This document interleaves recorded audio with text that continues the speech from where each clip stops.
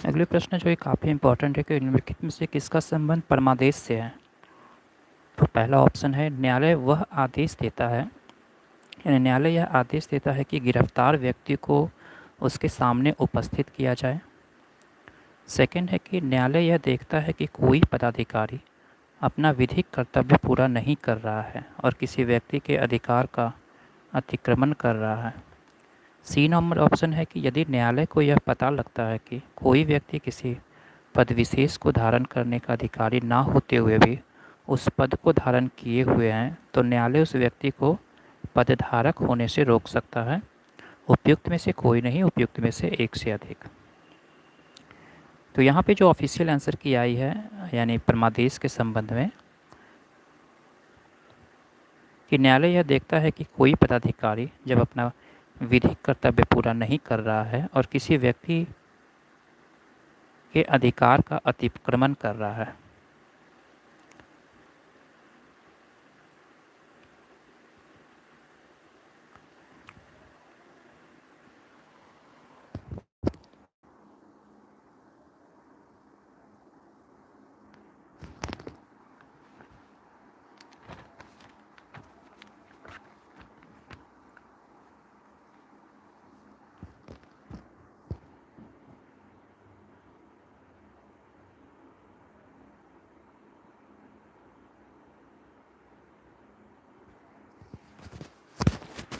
आप लोग को इस चीज़ से अवगत करा दूं कि ये बीपीएससी टीआरई 2 की जो एसएसटी की क्लास 6 से 8 वर्ग की जो एग्ज़ाम हुई थी उसका प्रश्न पत्र है, और जो भी ऑफिशियल आंसर की दिया गया था उसी के अकॉर्डिंग हम आंसर आपको बता रहे हैं।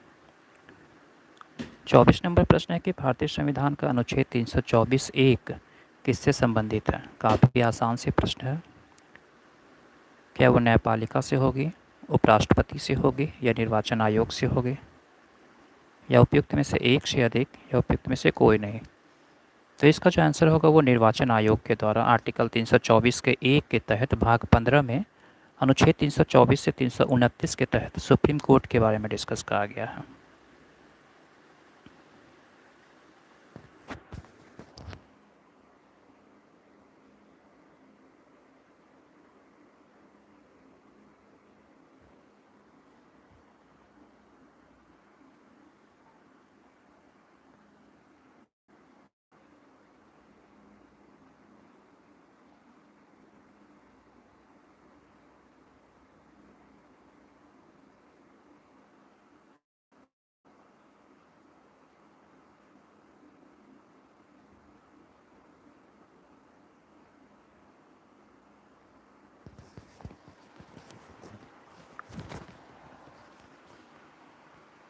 पच्चीस नंबर प्रश्न है कि संघ सूची के विषय में निम्नलिखित में से कौन सा कथन असत्य है।